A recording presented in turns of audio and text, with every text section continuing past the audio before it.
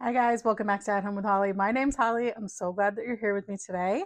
Today we're going to be doing a little more seed sowing, but I wanted to first take you through and update you on the progress of a lot of the seedlings that we started, a lot of the seeds that are now seedlings that we started together, and just kind of take you through what all is happening in our growing space. So let's get started, top to bottom, left to right. Okay, so on our first two racks over here, we have all of our snapdragons that we first started in mini soil blocks and have now been transplanted. You can see they're still teeny tiny. Some of them you can see, some of them you can barely see in these trays.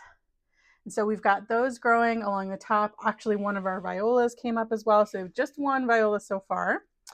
The second two racks over here, we have, these are our sweet peppers. So all of our bell peppers and nada and habanadas and stuff like that are all over there. Not all of them. I think we're still waiting for 2 or 3 more, but most of them have come up. And then over here, we have some stevia plants that I've up potted.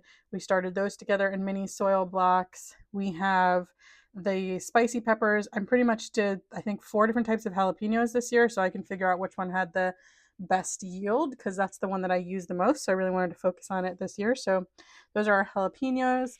Then let's see, down here we have Olivia's catgrass and we have her little cactus that she's growing from seed. In the back row, we have 2 kinds of shallots that have already come up. We have our Patterson onions. That's one of 2 trays. We still got another one that's still not done germinating. These are our sweet potato slips. So we together did some decorative sweet potatoes and some edible sweet potatoes. And so these are our slips that we're growing.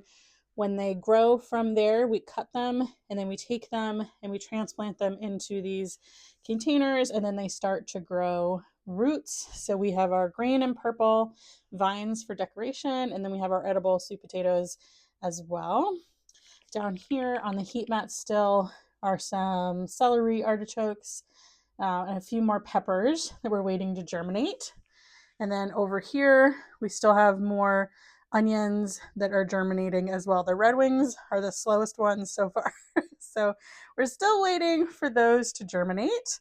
And then over here for an upcoming project we're going to be doing together, we have our russet potatoes that have begun to sprout. And so we're going to get those separated and ready to prepare to go into the ground together as well. So, and we still have more room to expand and lots more stuff to do. So today we're going to add to the seeds that we have germinating on the heat mats. So the seeds that we're going to do today, we've got some brassica. Here's the deal. You should start brassica 6 to 8 weeks is recommended to start brassica 6 to 8 weeks before your last frost date. That's assuming you're going to put out your brassica the day of your last frost date. I'm going to put mine out a little early.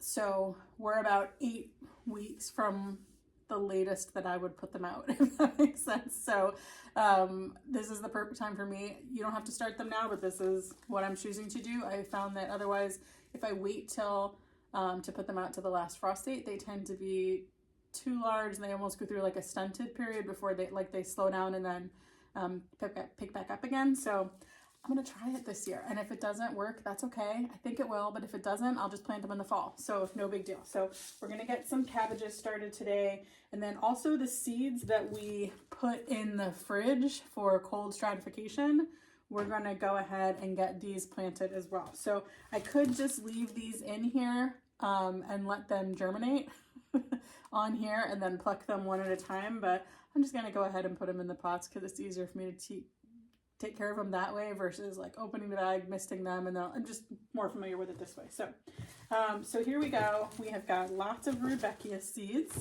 and we've got cabbage, and I'm excited. So the first thing we're gonna do is, let's do the brassicas first. So we've got, I already filled our pots.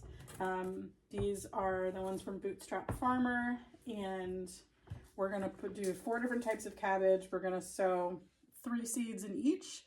We only need 1 to 2 of each of them. So I'm just gonna multi-sow in here, and after they germinate, I'm either gonna thin or separate or do something so that we end up with the right amount of brassicas.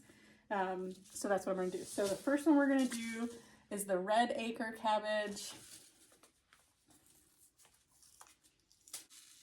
Now these seeds are not tiny, but they're not the tiniest ones we've sown together this year, but they are not big. So we're going to go ahead. These seeds are not that old because some of these packets are pretty old, so I might sow more seeds, but I'm going to go ahead and flatten this out so they get some good contact. And just drop a few right on top. Now the cool thing about this year is I have been able to reuse a lot of the tags. I don't know why, but in years past I've been erasing them and rewriting them, and then this year I was like, I'm planting similar things every year. Why don't I go through those tags first before I make all new ones, save myself some trouble. So anyway, sometimes it takes a while. Okay, so the next one is going to be Copenhagen market cabbage. Again, I'm going to just flatten out this soil so we can make good contact. I'm not trying to compact the soil, I'm just trying to flatten it so we have a nice place to plant. So these seeds are 3 years old, so I'm probably actually going to put a few more. No, I did not mean to put that many. Oh, that was like 12. So there we go. That's a little better. Oh, I don't know if I showed that one. This is our Copenhagen market cabbage. And then next we're going to do our purple Savoy. This was delicious. We grew this last year. All of these are delicious. We've grown all of them. But this one is just pretty and delicious. So I like that. Purple Savoy.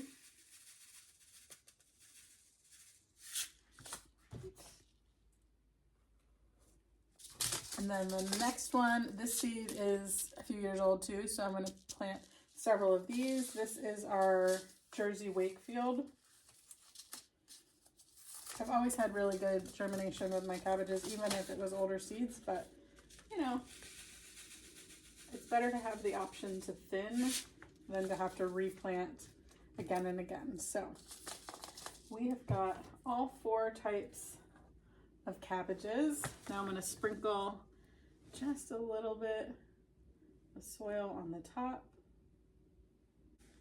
So this soil that I'm sprinkling on the top is the same that I used to fill it. So this is Pro Mix mixed with just a little bit of Trifecta Plus. Seeds don't need fertilizer to grow, but seedlings do. And so the great thing about seed starting mix is there's no big chunky things in it, but that also means that there's nothing alive in it, so there's nothing for nutrition for the seeds to pull from. So I do like to add a slow release organic fertilizer Trifecta Plus so that when the seeds are ready to uptake, it's there and it's waiting for them and they already have it. So these are our 4 brassicas ready to go. And then next we're going to do our, we are going to do our Rudbeckia. So we have basically 3 types of Rudbeckia. We have our Rudbeckia, and we did these together.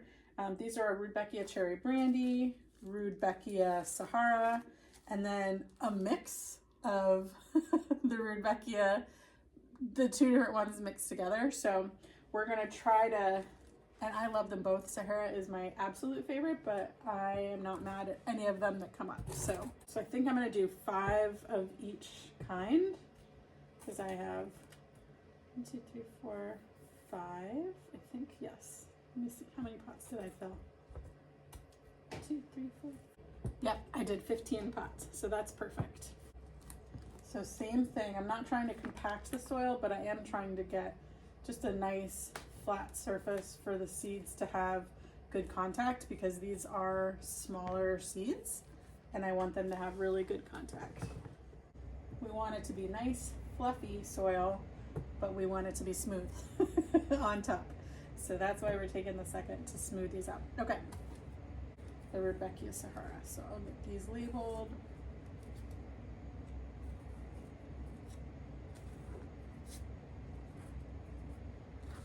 Okay, Rudbeckia Sahara. So I'm gonna put some of these in every cell from the ones from the packet that I used. I did not have great germination from this packet. So what I'm gonna do is put some of them in every cell, and then I'm gonna grab the ones that I saved from one of my favorite Rudbeckia flowers and put some of those in every cell too, just to give it an even better chance.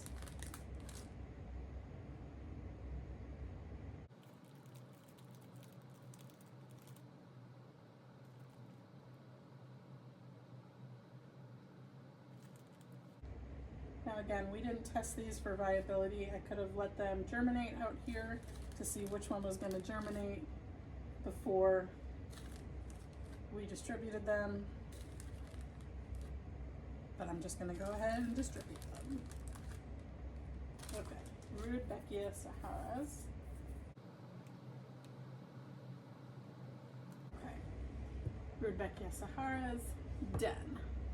Next, we're gonna do the Rudbeckia Cherry Brandy. Now again, I did not have great germination.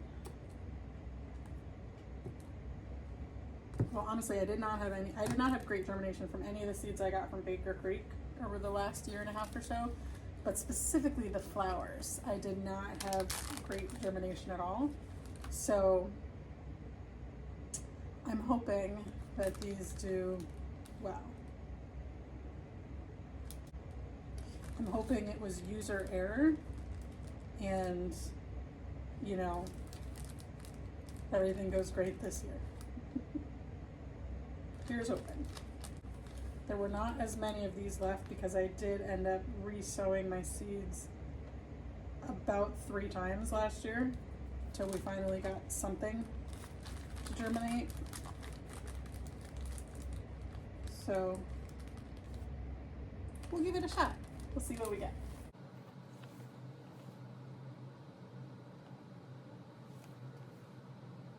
Last but not least, we have the mix. So it's a little bit of cherry brandy, a little bit of Sahara, because I just had a whole bunch of seeds basically that I saved from a mix.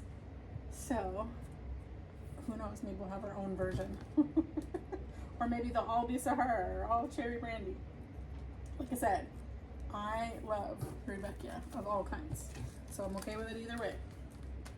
We're gonna get these in here. Anyone else really angsty for spring? We've had a very cold winter this year. Not that any of them are warm here. I live in Northwest Ohio, zone 6, and we had a pretty cold winter, and this week is no different. Lots of cold and snow.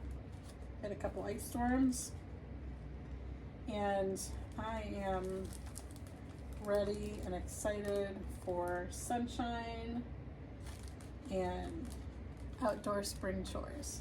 I'm excited.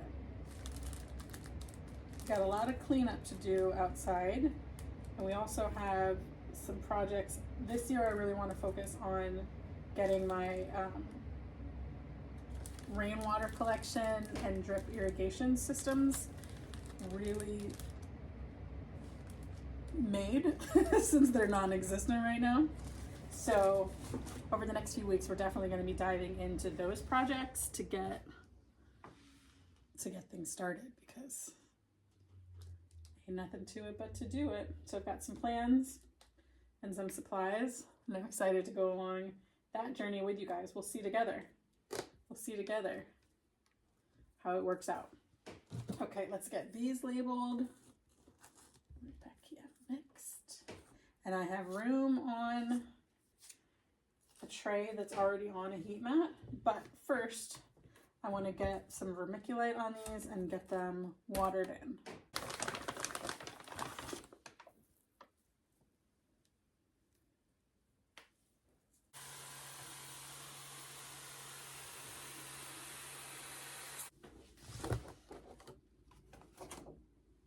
All right, I see a couple little seedlings that are almost almost out, but I'm going to leave them in here another little bit till they come all the way out. Okay, so we've got our cabbage. Actually, I think I'm going to go put these on the other two. These two are almost out, so I'm going to put them on the other rack with the onions, just so I can fit all of these in a nice even number onto this tray. So it kind of works out a little better. Put these on the rack.